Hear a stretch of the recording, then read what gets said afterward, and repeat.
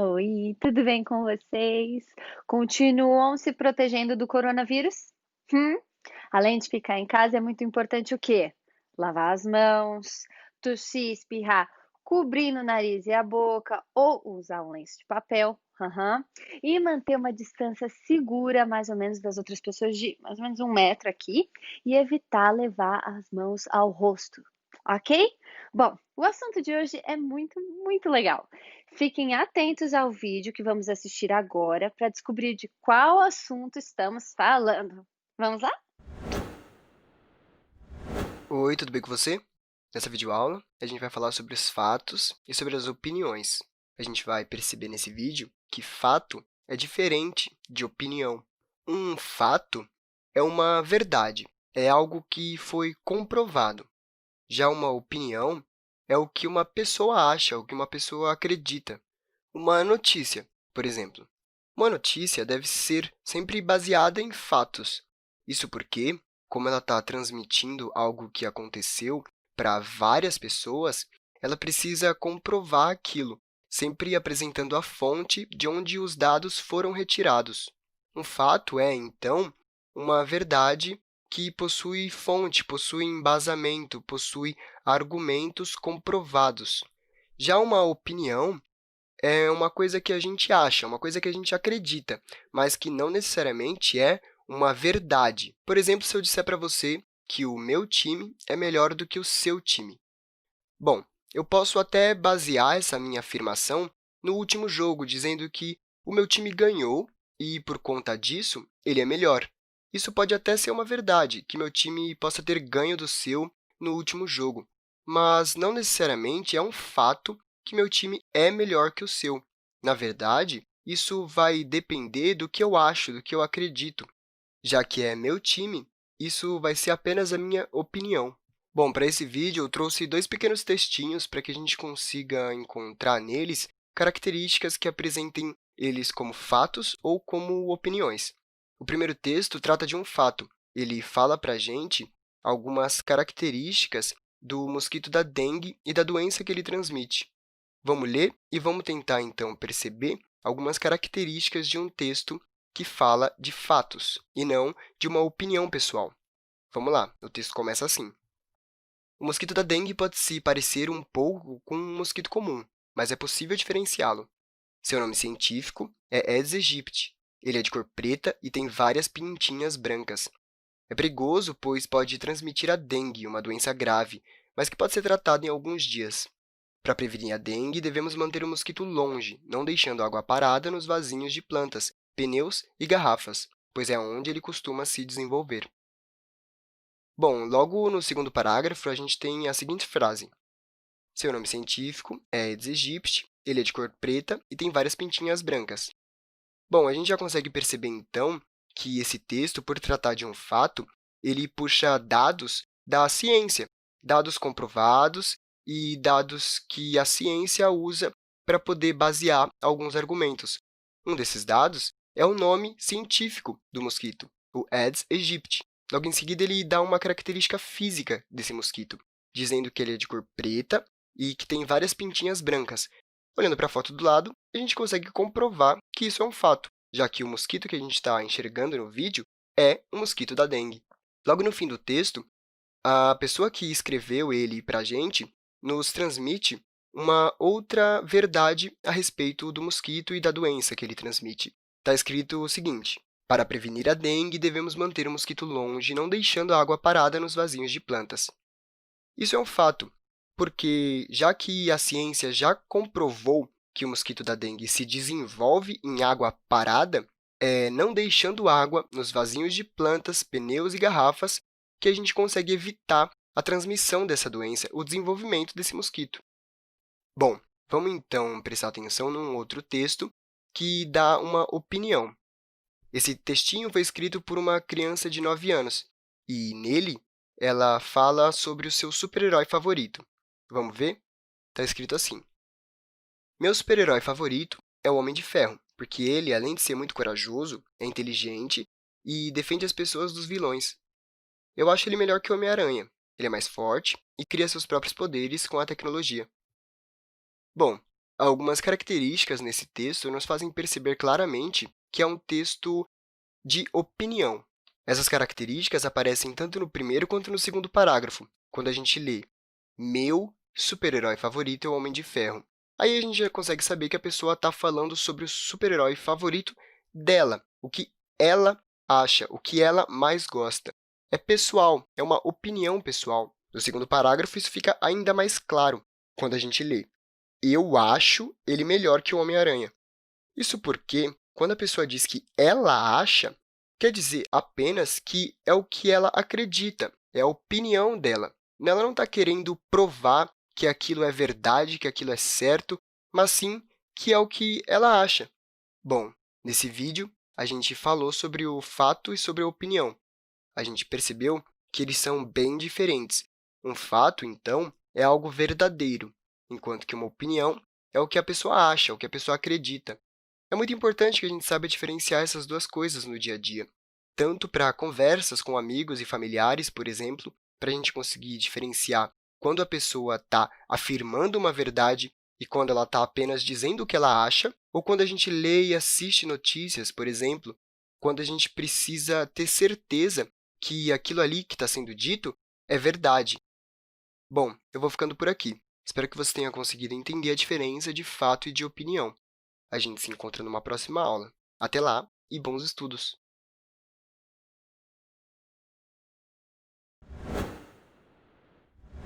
E aí, descobriu o tema de hoje? Isso mesmo, vamos falar sobre o que é fato e o que é opinião. Vamos fazer um desafio? Eu vou falar algumas afirmações e vocês me dizem se o que eu falei é um fato ou é uma opinião. Vamos lá? A Covid-19 é o nome da doença causada pelo coronavírus. E aí? Isso mesmo, isso é um fato. O brigadeiro é o melhor doce do mundo. Tá bom, essa é a minha opinião. Mas qual é a sua? Qual que você acha que é o melhor doce? A Copa do Mundo acontece de 4 em 4 anos e a próxima será em 2022. Hum? Um fato? Será que dessa vez o Brasil ganha? Vamos torcer, time! Jogar basquete é mais legal do que jogar futebol. É uma opinião. Eu adoro jogar basquete, mas vocês acham o quê? Qual esporte vocês mais gostam de praticar ou de assistir? Mas será que só podemos colocar os fatos ou opiniões em textos? Ou podemos ter uma opinião a partir de um fato? No vídeo a seguir, vamos identificar fatos e opiniões em um texto biográfico. Vocês sabem o que é uma biografia? De modo geral, as biografias são um gênero literário que conta a vida de alguém. Dependendo de quem é a pessoa, sua biografia inclui aspectos da sua obra, como, por exemplo, a biografia de Carmen Miranda, que vamos conhecer um pouquinho agora. Vamos dar uma olhada?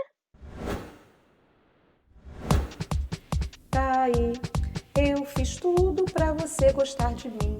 Oh, meu bem, não faz assim comigo, não. Você tem que me dar seu coração.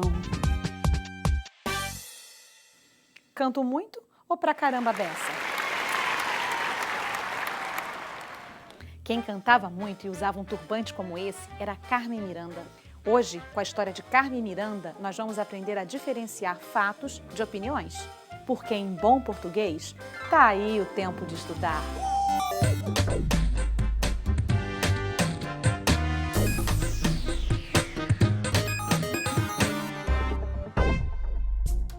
Tem um livro incrível que conta a história da cantora. Esse aqui, ó, Carmen, a Grande Pequena Notável, escrito por Heloísa Seixas, a partir da pesquisa de Júlia Romeu e ilustrado por Graça Lima. Olha só que irada essa capa. Pelo título, já dá para desconfiar do que se trata, não é? Conta a trajetória de Carmen Miranda. É uma biografia. Biografia.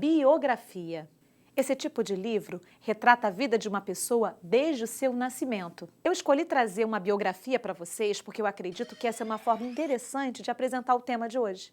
A diferença entre fato e opinião é que numa biografia são apresentadas muitas informações sobre uma pessoa, ou seja, fatos. Por exemplo, seu nascimento, infância, trajetória pessoal, vida profissional, entre outras coisas. Quer dizer, informações objetivas sobre a pessoa. Só que como isso é contado sob a ótica de um autor, é claro que nós vamos encontrar também algumas opiniões sobre o homenageado. Essas opiniões representam informações subjetivas. Quando eu disse o título do livro e o nome das autoras, eu apresentei fatos. Algo que costuma ser inquestionável. Ninguém duvida dessas informações. Estão na cara, quer dizer, na capa. Mas quando eu disse que a capa do livro é irada, olha só que irada essa capa. Eu dei minha opinião, atribuindo a ela um valor. Isso acontece principalmente quando usamos adjetivos ou outras palavras que qualificam. As opiniões variam de pessoa para pessoa. É igual time de futebol, cada um tem o seu. No máximo, a gente lamenta. Mas chega de conversa, bora conhecer um pouco mais sobre essa figura. Ela não era grande, era até baixinha, tinha só 1,52 m de altura, mas foi a maior mesmo, tanto que ganhou o apelido de Pequena Notável. E notável é aquilo que se nota, que chama atenção, que é grande. Talvez devêssemos dizer que ela era a Pequena Grande Notável, ou a Grande Pequena Notável. O nome dela era Carmen Miranda, e ela foi a brasileira mais famosa do mundo. Conquistou os 4 cantos do planeta cantando e dançando. Virou um dos maiores símbolos do nosso país. Até hoje, poucas pessoas são tão imitadas quanto ela. Olhe que essa história começou há mais de 100 anos. Salve, torcida alvinegra! Que mané torcida alvinegra, eu tô falando de outra coisa. É que naquela época, a maioria dos filmes e das fotografias não tinha cores, era tudo preto e branco. Mas como eu ia dizendo, Carmen era uma brasileira engraçada. Nasceu em Portugal. Ninguém podia imaginar que um dia ela acabaria virando mais brasileira do que a jabuticaba e mais carioca do que a praia de Copacabana. Carmen veio para o Brasil ainda bebê, atravessando um oceano inteiro. Isso aconteceu em 1909. O avião já tinha sido inventado por Santos Dumont, mas as pessoas ainda viajavam de navio. Era o maior aperto e um tremendo sacolejo. Nossa, o começo do livro já mostra vários fatos sobre a vida da cantora. Vamos ver se você se lembra de todos. Vai anotando as opções e depois a gente confere. Letra A família Miranda desembarcou no Brasil de avião. Letra B. Carmen tinha menos de 1,52 m de altura. Letra C. O apelido de Carmen Miranda era a Pequena Notável. Letra D. Se fosse viva, Carmen teria mais de 100 anos. Vamos ver se você acertou? Se marcou as opções A e B, se deu mal. A família Miranda desembarcou no Brasil de navio. Na época, até existia avião, mas as longas viagens eram feitas, geralmente, pelo mar. Carmen tinha exatamente 1,52 m de altura. Deve ser um pouquinho mais que você. Se acertou? Parabéns! Se errou, fique mais atento aos fatos. Agora, vamos procurar no texto algumas opiniões. Ela não era grande, era até baixinha, tinha só 1,52 m de altura, mas foi a maior mesmo, tanto que ganhou o apelido de a Pequena Notável. As autoras partem de fatos. Carmen era baixinha e seu apelido era a Pequena Notável. A partir disso, a chamam de a maior. Mas é lógico que aqui não estamos falando de altura. O maior, neste caso, se refere a seu grande destaque na cena artística mundo afora. Se as autoras quisessem descrever a fama da cantora como um fato, diriam apenas que ela foi a brasileira mais famosa do mundo, algo incontestável. Bora rever mais um trecho? Carmen era uma brasileira engraçada. Nasceu em Portugal. Ninguém podia imaginar que um dia ela acabaria virando mais brasileira do que a jabuticaba e mais carioca do que a praia de Copacabana. Nesse trecho, a opinião veio antes do fato. Carmen nasceu realmente em Portugal, tanto que nossos irmãos portugueses vivem reivindicando a nacionalidade dela. Mas dizer que ela era uma brasileira engraçada, aí já é a opinião das autoras. Quando dizem que ela era engraçada, é como dizer que era uma brasileira diferente, com um toque especial. No caso, o de não ser oficialmente brasileira. Carmen ficou tão famosa como cantora, usando roupas exóticas e exaltando a nossa brasilidade, que algo inesperado aconteceu. O sucesso foi tão grande que acabou chegando aos Estados Unidos. Um empresário norte-americano, dono de vários teatros em Nova York, ouviu falar que os shows de Carmen eram incríveis. Finalmente, os produtores de Hollywood bateram na porta de seu camarim. Carmen foi então contratada e virou uma estrela de cinema. Como teria sido se Carmen tivesse escrito sua autobiografia? Será que ela daria mais destaque aos fatos que aconteceram em sua vida ou à sua própria opinião sobre eles? O que sabemos é que quando ela foi morar nos Estados Unidos, falou assim para os fãs: "Meus queridos, tenham certeza de que eu não vou esquecer minha terra, nem me americanizar. Serei sempre a Carmen que adora o Rio. Lembrem-se sempre de mim." Impossível esquecer, né? Carmen foi para os Estados Unidos fazer musicais no cinema, um gênero muito popular na época. O meu ganza faz tica-tica-bum, tica. Pra eu cantar o tica-tica-bum, tica. E para terminar, vocês devem cantar tica-tica-bum, tica-tica-bum, tica-tica-bum, tica. Hoje, a gente fecha com o nosso resumão. Vimos o que é uma biografia e conhecemos mais sobre uma pessoa inesquecível, Carmen Miranda. E a partir de sua trajetória, aprendemos a diferenciar fato de opinião. A gente também está nas redes sociais. Você pode assistir ao Tempo de Estudar Português e a outros programas da Multirio pelo YouTube.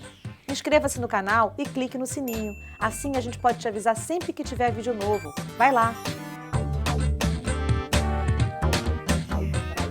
Só que me faltava na hora da... Jura?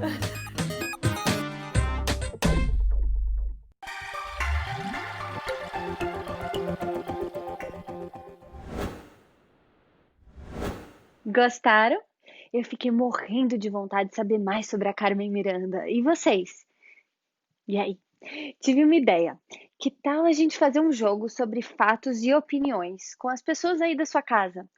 Para isso, você vai precisar fazer uma pesquisa sobre algo que você goste muito, como, por exemplo, futebol, super-heróis, ou um artista, ou mesmo sobre esse coronavírus. Depois, separe em tiras de papel e escreva fatos e opiniões sobre o que você pesquisou. Agora é só juntar todo mundo e explicar como se joga. Você sorteia um papel, lê o que está escrito e as pessoas dizem se é um fato ou uma opinião. Quem acertar ganha um ponto. No final é só ver quem fez mais pontos e uhul, essa pessoa ganhou. Mas antes, vamos praticar um pouquinho. Que tal, hein? No vídeo que assistimos, aprendemos que, ao dar uma opinião, normalmente usamos adjetivos que qualificam. Mas o que são adjetivos? E como é que eles qualificam? Adjetivo é a palavra que expressa uma qualidade ou uma característica do substantivo. Ou seja, de quem ou do que estamos falando. Por exemplo, meu cachorro é divertido, agradável, animado, pulante. Minha melhor amiga é simpática, sincera, criativa, curiosa, esperta. O super-homem é corajoso, forte, franco e valente. Agora vamos ouvir 2 poemas que trazem adjetivos. Assim teremos muitas ideias para produzir nosso jogo. Pronto? Olá, pessoal, tudo bem com vocês? Hoje vamos conversar sobre adjetivos. Você já ouviu falar sobre essa classe de palavras?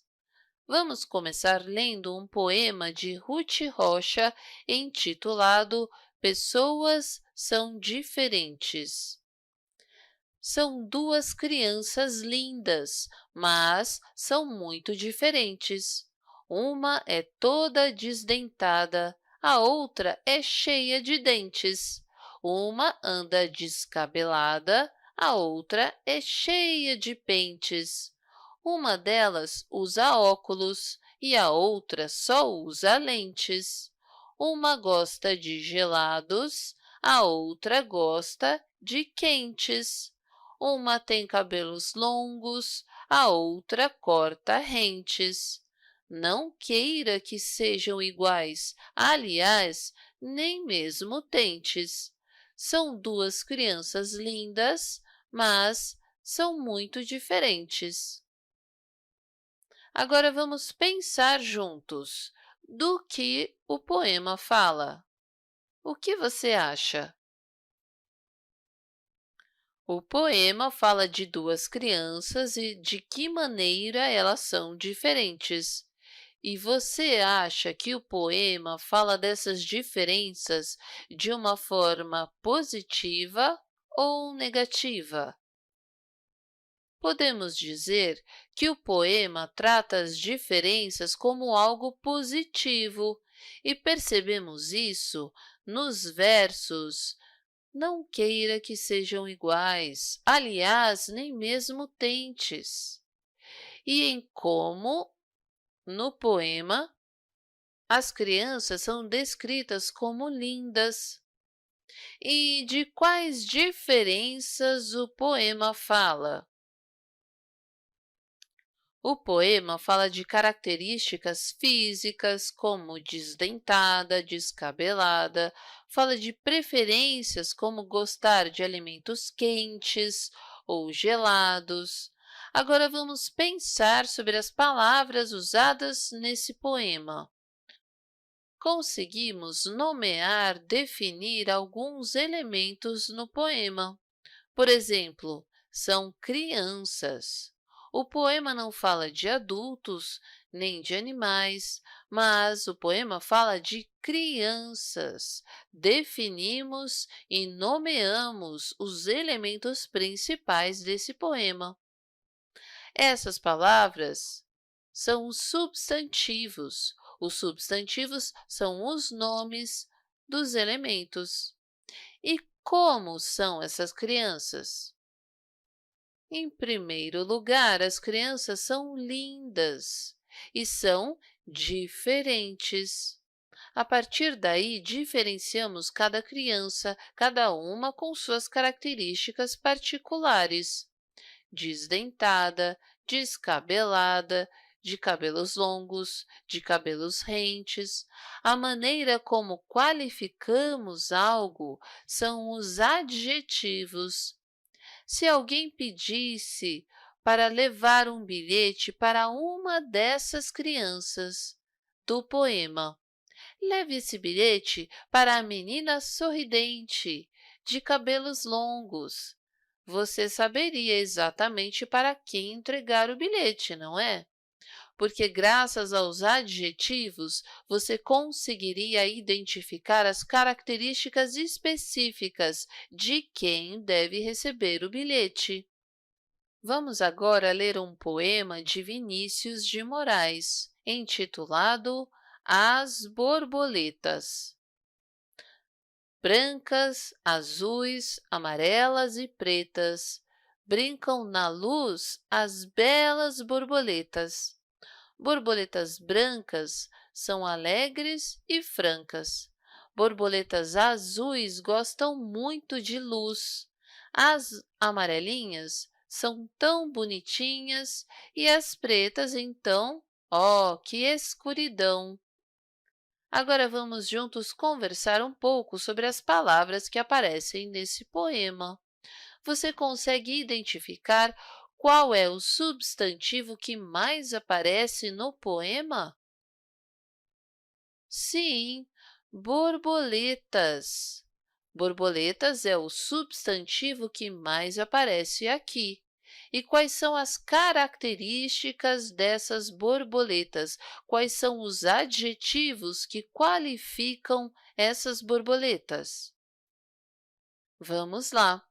Os adjetivos são brancas, azuis, amarelas, pretas, belas, alegres, francas, amarelinhas, bonitinhas, pretas. Podemos chegar à conclusão, então, que os adjetivos qualificam os substantivos, não é mesmo? E você? Se você fosse escolher adjetivos para descrever você mesmo, quais adjetivos seriam? Bons estudos e nos vemos no próximo encontro. Até lá!